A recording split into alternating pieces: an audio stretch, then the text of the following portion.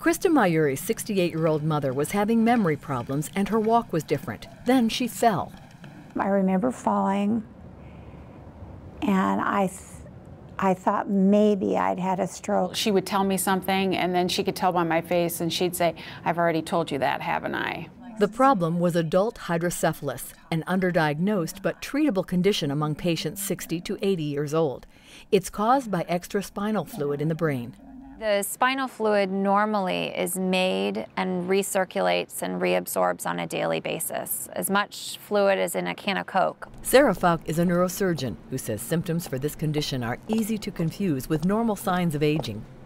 There are symptoms that include some difficulties with gait, some cognitive limitations, memory problems, and some problems with bladder control and urinary incontinence. Patients can be told they have Parkinson's disease because of their slower, more shuffle-like walk, or Alzheimer's because of their foggy brain.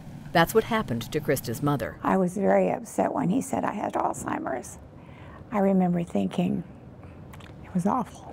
As a family member, you know that something is different, and you really can't quite put your finger on it.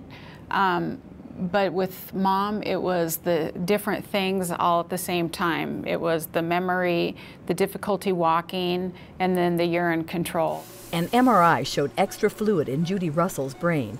To fix the problem, her surgeon implanted a shunt, a surgical procedure that takes about half an hour. Putting a catheter or tube through a small hole in the skull and passing that tube into the ventricle that holds the spinal fluid.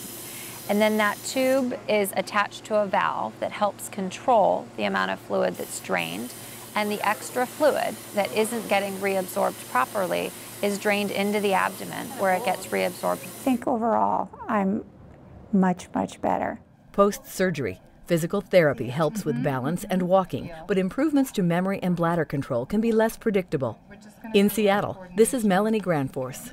Tap one and then the other about 20 times.